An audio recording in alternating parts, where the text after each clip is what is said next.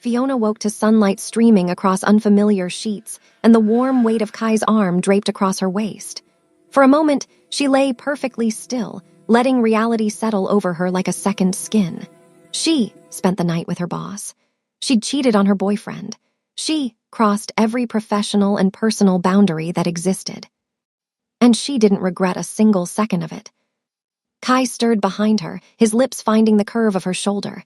"Good morning," he murmured, his voice still rough with sleep. "Morning." She turned in his arms, finding him watching her with an intensity that made her breath catch. His hair was mussed, falling across his forehead, and without the armor of his suits, he looked younger, more vulnerable. The tattoos that covered his arms and neck seemed softer in the morning light, less intimidating and more beautiful. "Any regrets?" he asked quietly. "About last night? No." She traced one of the patterns on his chest. "About everything else, I have a lot to figure out. Derek. Derek and work, and what this means for both of us." She met his eyes. "I don't do casual, Kai. I can't be your secret or your distraction. If we're doing this, I need to know what we're doing." His hand cupped her face, thumbs stroking her cheek. "I don't do casual either. When I want something, I go after it completely. No half measures." He paused. "I want you, Fiona, not as a secret, not as something temporary. I want to see where this goes properly, openly." "That's going to complicate things at work." "Probably, but I'd rather deal with complicated than pretend this doesn't exist." He kissed her forehead. "Besides, I own 40% of Sterling and Associates. If anyone has a problem with me dadding my secretary, they can take it up with me directly." "Dadding your secretary," Fiona repeated. "That sounds so scandalous when you say it like that." "Does it bother you?" "It should. By every rule I've ever learned about professional conduct, it absolutely should." She smiled despite herself. "But somehow, with you, I can't bring myself to care about the rules." "Good, because I plan to break several more of them." He rolled her onto her back, settling his weight over her. "Starting with the one about keeping breakfast meetings strictly professional." She laughed, pulling him down for a kiss that quickly turned heated. They made love again as morning light filled the room, slower this time, learning each other with a thoroughness that spoke of time and intention rather than urgency. Afterward, Kai made them breakfast while Fiona borrowed one of his shirts, the fabric falling to mid-thigh. She perched on a stool at his kitchen island, watching him move around the space with easy competence. "You cook?" she asked as he set a plate of perfectly scrambled eggs and toast in front of her. "My mother insisted all her children learn. She said depending on others for basic survival skills was a weakness." He poured them both coffee. "Though I'll admit my repertoire is limited. Breakfast I can handle. Anything more complex usually ends in takeout." "I'll keep that in mind." They ate in comfortable silence, but Fiona's mind was already spinning ahead to everything she needed to do. Breaking up with Derek properly. Facing the office. Figuring out how to navigate a relationship with her boss without destroying her career or her self-respect. "What are you thinking?" Kai asked, reading her expression. "That reality is about to crash down on us pretty hard." "Probably." He reached across the counter, taking her hand. "We'll handle it together." "You make it sound simple." "It is simple. The execution might be complicated, but the core of it, that's simple. I want to be with you. You want to be with me. Everything else is just logistics." Fiona wished she had his confidence, but as she looked at their joined hands, at the certainty in his expression, she felt some of her anxiety ease. Maybe he was right. Maybe they could figure this out. The conversation with Derek was worse than she'd anticipated, though not for the reasons she'd expected. She'd gone home mid-morning after Kai had reluctantly driven her back, both of them knowing she needed to handle this before moving forward. Derek was on the couch playing video games when she walked in, barely glancing up from the screen. "Where were you last night?" he asked, not pausing his game. "I tried calling." "We need to talk." She sat down, forcing him to look at her.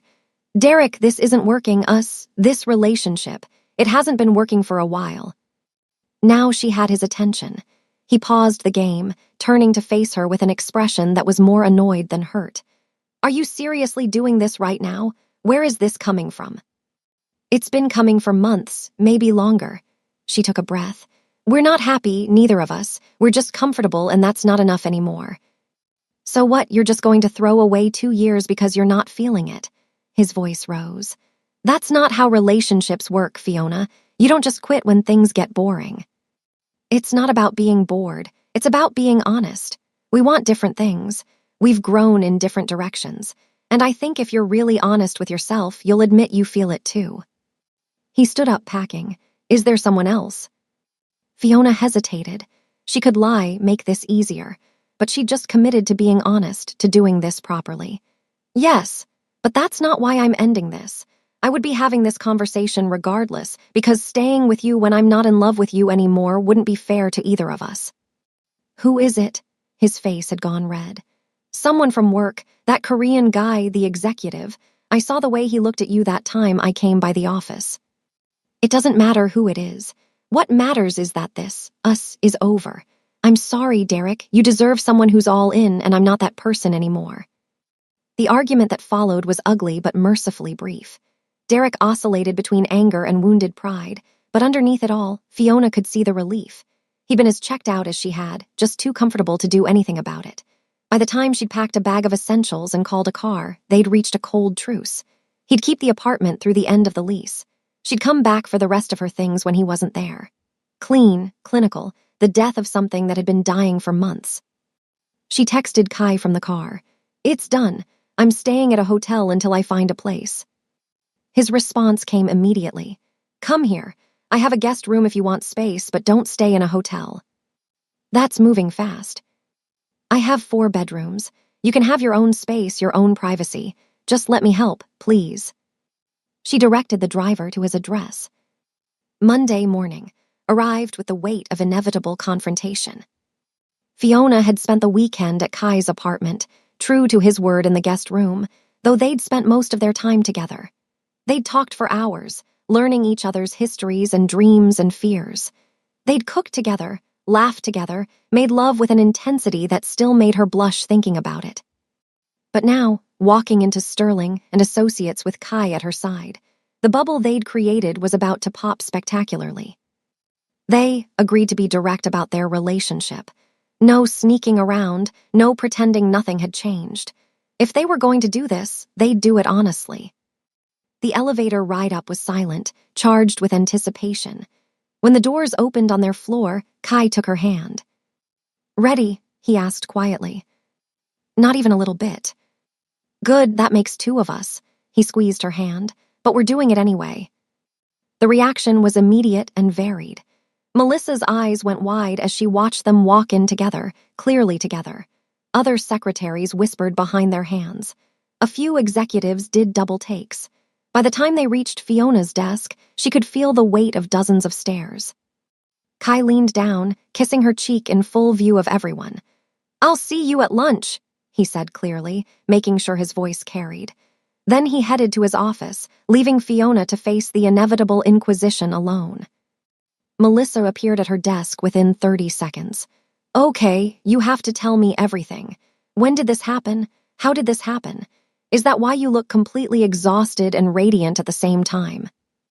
It's new, Fiona said carefully. We're figuring it out as we go. You know people are going to talk, right? Like, this is going to be the only thing anyone discusses for weeks. I know, but I'm not going to hide it or apologize for it. She met Melissa's eyes. I like him, really like him, and life's too short to pass up something real because I'm worried about office gossip. Melissa's expression softened. Good for you, seriously. Though I have to admit, I'm a little terrified on your behalf. Dadding the boss is complicated enough without Jaiwoo Park circling like a shark. As if summoned by her name, Jaiwoo appeared at the elevator at precisely 9:30, dressed in a cream suit that probably cost more than Fiona's monthly salary.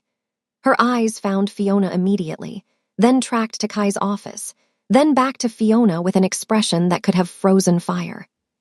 She approached with measured steps, her smile perfectly controlled. Fiona, I didn't expect to see you here this morning. I thought perhaps you'd be taking some personal time after your breakup.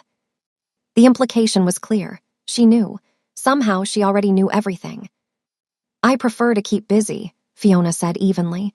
Is there something I can help you with? Actually, I'm here to see Kai. We have a meeting about the soul expansion. Jaiwoo's smile sharpened. A very important meeting, one that could determine the entire future direction of his family's business interests in Asia.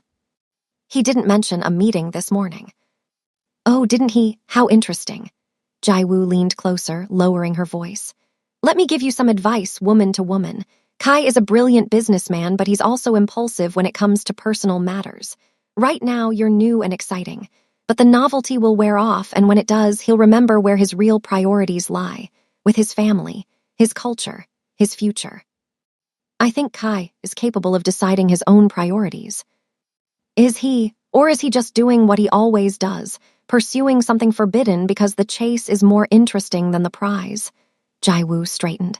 You seem like a nice woman. I'd hate to see you get hurt when reality sets in. Before Fiona could respond, Kai's office door opened.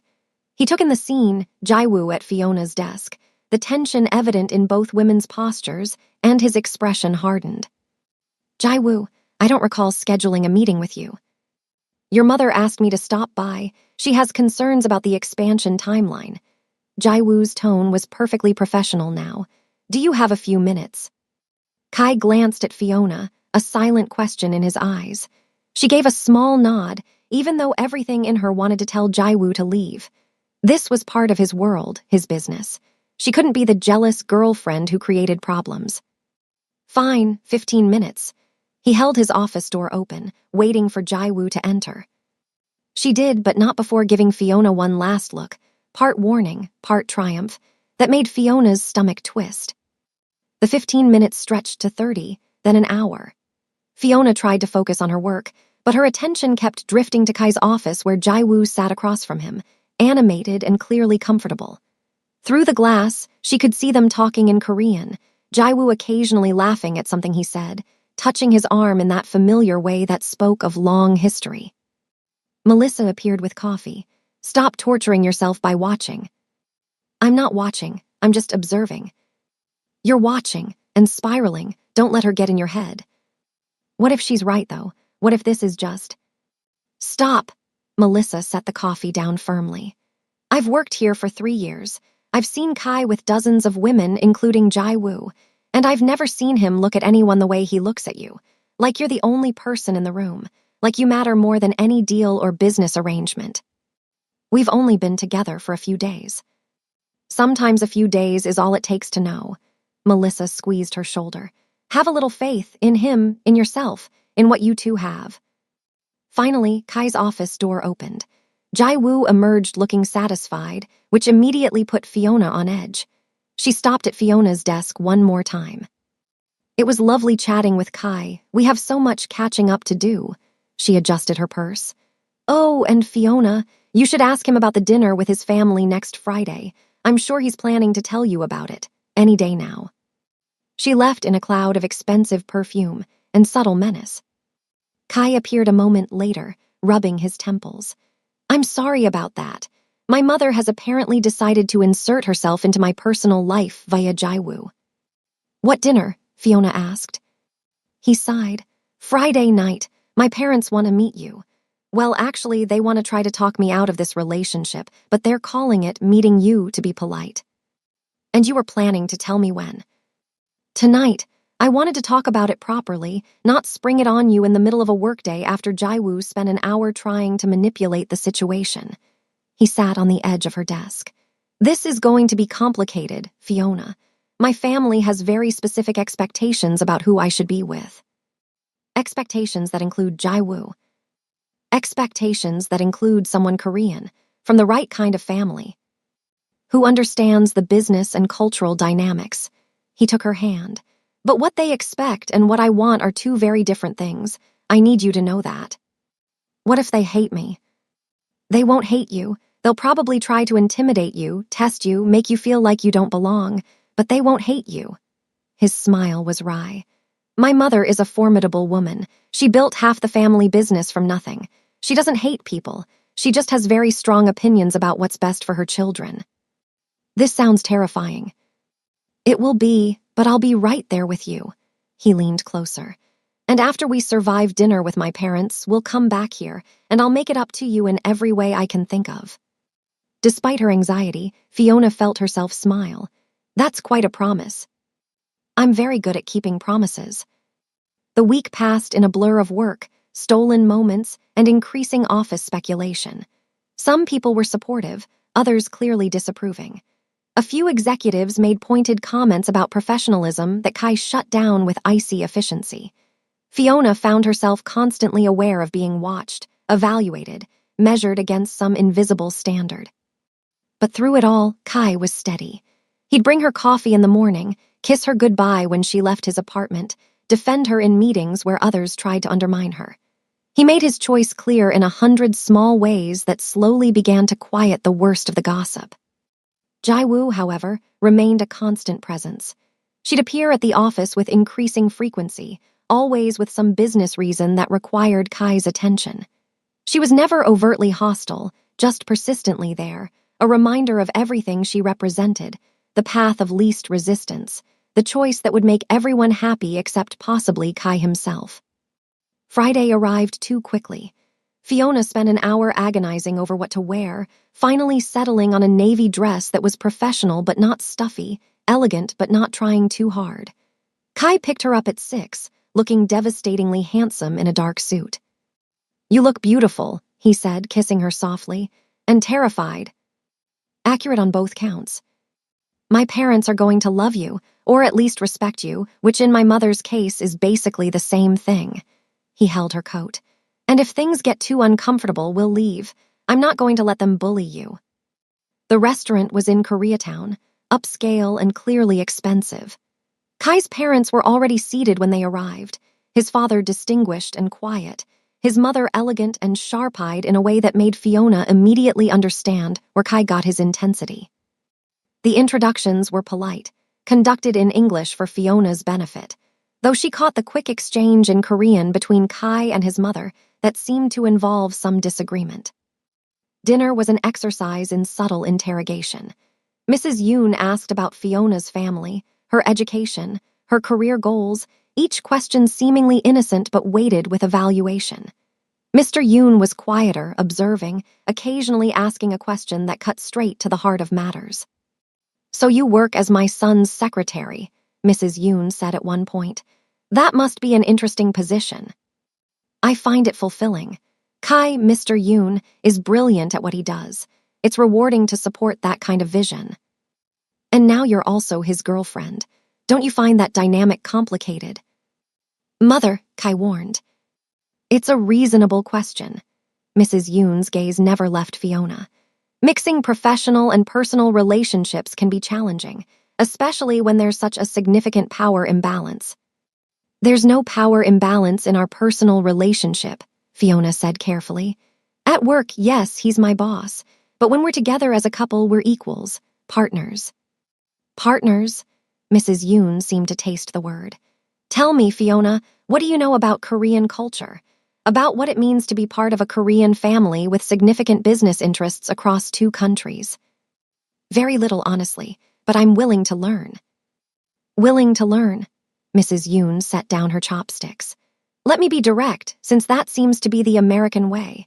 My son has responsibilities to his family, to our business, to our culture.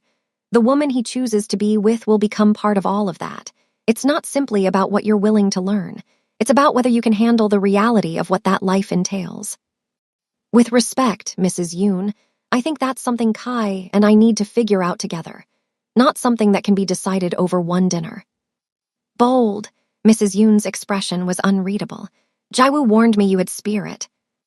"Jaiwoo has been very informative about a lot of things," Fiona said evenly. "I'm sure she has. She's known Kai since they were children. She understands what this life requires." Mrs. Yoon leaned forward slightly. "You seem like a nice young woman, intelligent, well-spoken. But nice isn't enough. This world, our world, it will eat you alive if you're not prepared for it." "Mother, that's enough." Kai's voice was sharp. "Fiona is not on trial here." "Isn't she? You bring home a woman you've known for months, who works for you, who has no connection to our culture or business. What did you expect? That we'd simply smile and accept it without question?" I expected you to respect my choices, to trust that I know what I'm doing. Do you? Mrs. Yoon switched to Korean, speaking rapidly. Kai responded in kind, their voices rising slightly in clear disagreement. Mr. Yoon finally spoke, his voice quiet but commanding attention. Enough, both of you. He looked at Fiona. My wife's concerns, though perhaps not expressed with ideal diplomacy, are not without merit. Our family has certain expectations. But he held up a hand as Mrs. Yoon started to speak. We also raised our son to make his own decisions, to honor his commitments and choose his own path. He turned to Kai. If this young woman is your choice, then we will respect that. But you must understand, son, that choices have consequences. For you, for her, for all of us. The rest of the dinner was strained but civil. By the time they left, Fiona felt exhausted from the constant vigilance, the weight of being evaluated and found potentially wanting. In the car, Kai reached for her hand. I'm sorry, that was worse than I anticipated. Your mother really doesn't approve of me. My mother doesn't approve of change, or anything that threatens her carefully constructed vision of how things should be. He brought her hand to his lips. But what she thinks doesn't change what I feel, what I want. What if she's right, though? What if I can't handle your world? Then we'll figure it out together. But I don't think she's right. I think you're stronger than she gives you credit for, stronger than you give yourself credit for. They drove in silence for a while. Fiona's mind churning with everything that had been said and left unsaid. Finally, she spoke. Jaiwoo was there, wasn't she? Before dinner, your mother talked to her. Probably, Jaiwoo has been in my mother's ear for years, positioning herself as the ideal daughter-in-law. He pulled into his building's garage. It doesn't change anything, Fiona. My mother's approval would be nice, but it's not required. You are required. In my life, in my future. That's a lot of pressure. I know, but it's also the truth. He cupped her face, forcing her to meet his eyes. I'm falling in love with you. Maybe I already have. And I'm not going to let my mother's disapproval or Jaiwoo's machinations or office gossip change that. Fiona felt tears prick her eyes. This is happening so fast. Too fast. No, just fast. She kissed him softly. I'm falling for you too. That's what scares me. How much I already feel. How much it would hurt if this didn't work out. Then we make it work out. He kissed her again, deeper this time. Come upstairs. Let me show you exactly how committed I am to making this work. They made love that night with a desperation that spoke of everything unspoken. The fears, the hopes, the recognition that they were in deeper than either had planned. Afterward, wrapped in his arms, Fiona felt the anxiety of the evening begin to ease. Maybe they could figure this out. Maybe love was enough. She was almost asleep when Kai's phone buzzed on the nightstand. He reached for it, and she felt him tense beside her. What is it? She murmured. Email from my mother's attorney. His voice was carefully neutral. She's proposing a restructuring of the family business holdings, one that would require me to relocate to Seoul for at least 2 years to oversee the expansion. Fiona sat up, suddenly wide awake. What, when? The proposal is for early next year, 4 months from now. He was still reading, his face illuminated by the phone's glow. This is a major opportunity, the kind that could position me to take over the entire Asian operations eventually. But you'd have to move to Seoul. Yes. For 2 years. Minimum. They stared at each other in the darkness, the weight of this new complication settling between them like a physical presence. When were you going to tell me about this? Fiona asked quietly. I didn't know. This proposal, it's new. My mother must have been working on it for weeks, maybe months. He set the phone down. This is her move, her way of forcing the issue. What issue? Choosing between the family business and you, between the life she's planned for me and the one I'm trying to build. His jaw tightened. She's essentially saying, come to Seoul, take this position, marry someone appropriate, probably Jaiwoo, or give up any significant role in the company. That's blackmail. That's my mother. He pulled Fiona close. But she's miscalculated. She thinks I'll choose the business, choose the path of least resistance. Won't you? Fiona heard the vulnerability in her own voice. This is your family's legacy, your future, everything you've worked for. It's one possible future, but there are others. He tilted her face up to his. I meant what I said earlier. You're not negotiable. Whatever decision I make about Seoul, about the business, about my future, you're part of that equation, not an obstacle to work around. But if you turn this down because of me, you'll resent it eventually. Resent me. And if I choose the business over you, I'd regret it for the rest of my life. He kissed her forehead. We'll figure this out, Fiona. I don't know how yet, but we will. She wanted to believe him. But as she lay in his arms, staring at the ceiling while dawn began to creep through the windows, doubt crept in with equal insistence. 4 months. In 4 months, Kai might be gone to Seoul for 2 years. And where would that leave them? A long-distance relationship trying to survive across continents and time zones? Or would this be the natural ending point, the place where reality finally caught up with their impulsive passion? And underneath all of that, one question echoed louder than the rest. Was she enough? Enough for him to turn down this opportunity? Enough to be worth the conflict with his family? Enough to build a future on? She didn't have answers. And as the sun rose over the city, painting Kai's bedroom in shades of gold and amber, Fiona realized that the hardest test of their relationship wasn't going to be office gossip or Jaiwoo's interference or even his mother's disapproval. It was going to be whether what they had, this intense, overwhelming, complicated love, could survive when faced with an impossible choice.